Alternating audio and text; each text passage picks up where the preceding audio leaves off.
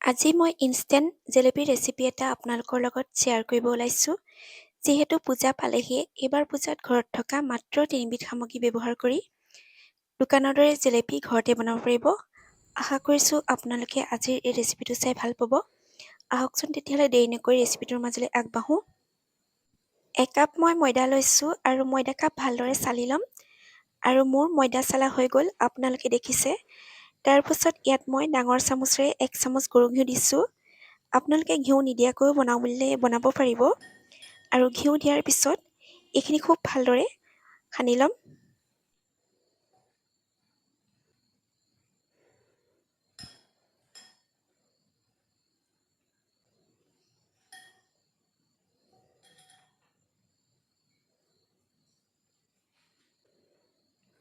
মোৰ সানি লোৱা হৈ গ'ল আৰু যিটো কাপেৰে মই ময়দা লৈছিলোঁ, সেই একেটা কাপৰ জোখত একাপ ঠাণ্ডা পানী ইয়াতে দি দিছোঁ।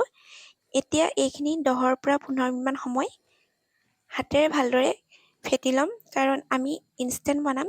সেইটো কাৰণে এই ময়দাখিনি যিমানে ভালদৰে সানি ল'ম, সিমানেই জেলেপিকেইটা ভাল হ'ব। মই হাতেৰে যিমান পাৰোঁ এনেদৰে খুব ভালদৰে সানি লৈছোঁ।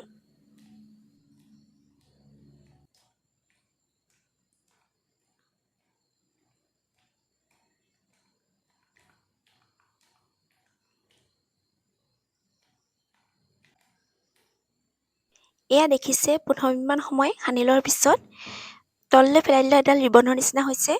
ইমানটো জোখলৈকে ৰাখিলেই হ'ল। এতিয়া ইয়াত মই ইন' 1 পেকেট দিছোঁ। এইটো নীলা ৰঙৰ দিছোঁ। আপোনালোকে নীলা বা সেউজীয়া যিকোনো এটা কালাৰৰ পেকেট লৈ ল'লে হ'ল।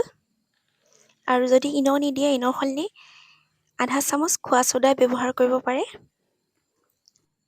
যদি আপোনালোকে গোটেই ৰাতিটোৰ কাৰণে বেটাৰটো ৰাখি দিয়ে, তেতিয়া খোৱা ছ'ডা বা ইন' ব্যৱহাৰ নকৰিলেও হয়। সাধাৰণতে জেলেপি তেনেধৰণেই বনায়। মই এতিয়া ইনষ্টেণ্ট বনাইছোঁ কাৰণে ইয়াত ইন' ব্যৱহাৰ কৰিছোঁ।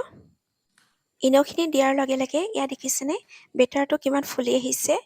এতিয়া ইয়াৰ পৰা বাবলছখিনি নাইকিয়া কৰিবৰ কাৰণে এইখিনি ভালদৰে আকৌ 5 মিনিটমান সময়ৰ কাৰণে সানি ল'ব লাগিব।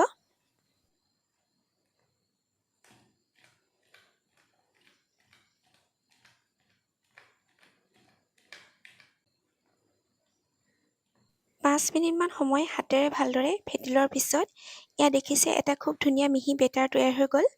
এতিয়া চুগাৰ চিৰাপখিনি বনাই লওঁ, মানে এইখিনি ঢাকি ৰাখি দিম। চেনিৰ চিৰাপখিনি বনাবৰ কাৰণে ময়দা জোখা কাপটোৰে 1.5 কাপ চেনি লৈছোঁ আৰু সেই একেটা কাপেৰে 1 কাপ পানী লৈছোঁ। আৰু গেছটো এতিয়া অন কৰি ল'লোঁ। এতিয়া ইয়াত 1 চামুচ নেমু ৰস দিছোঁ। নেমু ৰস দিলে চেনি পানীখিনি ক্ৰিষ্টেলাইজ হ'ব নিদিয়ে। যেতিয়া এইখিনি ঠাণ্ডা হ'বলৈ ধৰে, 2টা ইলাচি দিছোঁ আৰু এচামুচ অৰেঞ্জ ফুড কালাৰ দিছোঁ। এতিয়া চুগাৰ চিৰাপখিনি কম জুইত 3-4 মিনিটমান সময়ৰ কাৰণে উতলাই ল'ম। চুগাৰ চিৰাপখিনি বেছি ডাঠ কৰিব নালাগে, অলপ আঠা আঠা নিচিনা হোৱালৈকে ৰাখি দিলেই হ'ল। এয়া আমাৰ চুগাৰ চিৰাপখিনি ৰেডি হৈ গ'ল। আৰু আনফালে যিখিনি বেটাৰ তৈয়াৰ কৰি লৈছিলোঁ, এইখিনি আকৌ এবাৰ 2 মিনিটমানৰ কাৰণে মিক্স কৰি ল'ম।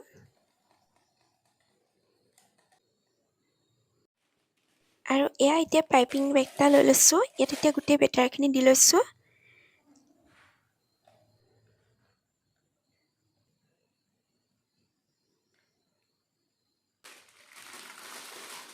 আৰু এয়া গোটেই বেটাৰখিনি ভৰাই লৈছোঁ। আৰু এতিয়া এডাল ৰবৰ লৈ এইটো বান্ধি ল'লোঁ। আৰু বাবলছখিনি এবাৰ এনেদৰে হাতেৰে মোহাৰি মোহাৰি আকৌ এবাৰ নাইকিয়া কৰি ল'ব।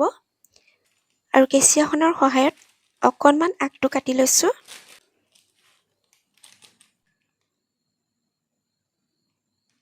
কেৰাহীখনত অলপমান ৰিফাইন তেল গৰম হ'বলৈ দি ল'লোঁ। তেলখিনি খুব বেছি ধোঁৱা ওলোৱাকৈ গৰম হ'ব নালাগে, অলপ গৰম হ'লেই হ'ল। এতিয়া ইয়াত জেলেপিখিনি দি এটা এটাকৈ ভাজি যাম। এতিয়া এটা জেলেপি দি অলপ ওপৰলৈ উঠাৰ পিছত আনটো দি ল'লোঁ। গেছৰ ফ্লেমটো মিডিয়াম কৰি এতিয়া জেলেপিখিনি ভাজি যাম। জেলেপিকেইটা বেছি ৰঙচুৱাকৈ নাভাজিব, তেতিয়া খুব টান হৈ যাব। অলপ অলপ কালাৰটো চেঞ্জ হ'লেই এইখিনি নমাই ল'লেই হ'ল। জেলেপিকেইটা ফ্ৰাই কৰি থাকোঁতে এটা কথা মন কৰিব, তেলটো যাতে বেছি ঠাণ্ডা হৈ নাযায়। তেলটো ঠাণ্ডা হৈ গ'লে জেলেপিকেইটা নুফুলিব, চেপেটা হৈ থাকিব।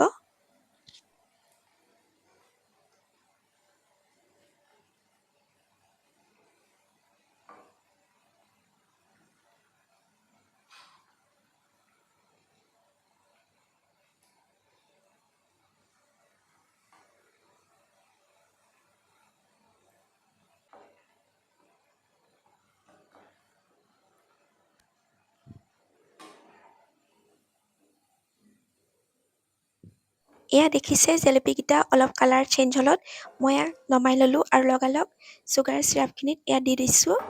জেলেপীকেইটা চুগাৰ চিৰাপখিনি ইলুটি খিলুটি কৰি 5 ছেকেণ্ডমান সময়ৰ কাৰণে ৰাখি ল'লে হ'ল।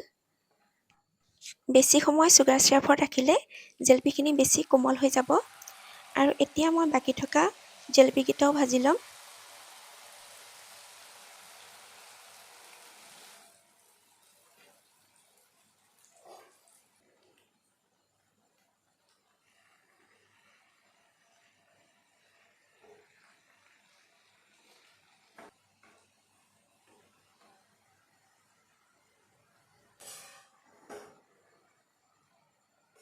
এয়া জেলেপীকেইটা 5 ছেকেণ্ডমান চুগাৰ চিৰাপত ৰখাৰ পিছত ষ্টেণ্ড এডালৰ ওপৰত মই জেলেপীখিনি নমাই লৈছোঁ।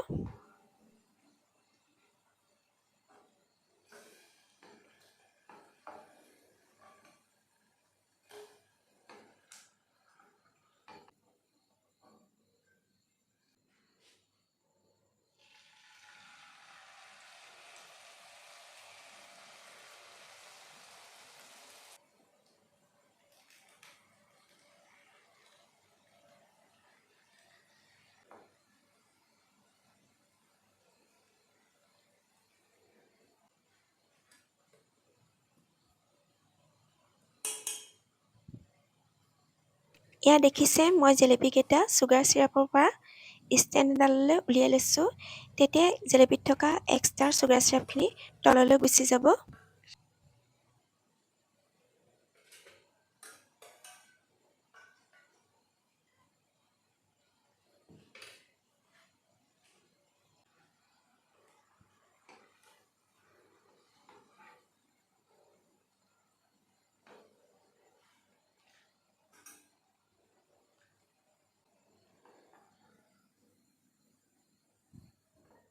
আৰু এয়া দেখিছে জেলেপীখিনি ৰেডি হৈ গ'ল। কিদৰে সহজভাৱে ঘৰতে দোকানৰ দৰে জেলেপী বনাব পাৰি। আৰু আজিৰ এই জেলেপীৰ ৰেচিপিটো চাই যদি ভাল লাগিল, লাইক কৰিব, কমেণ্ট কৰিব। আৰু মোৰ চেনেলটো যদি এতিয়ালৈকে ছাবস্ক্ৰাইব কৰা নাই, তেতিয়াহ'লে প্লিজ ছাবস্ক্ৰাইব কৰি দিব। আকৌ এটা নতুন ৰেচিপিৰ সৈতে পুনৰ লগ পাম। আজিলৈ আহোঁ, বাই বাই।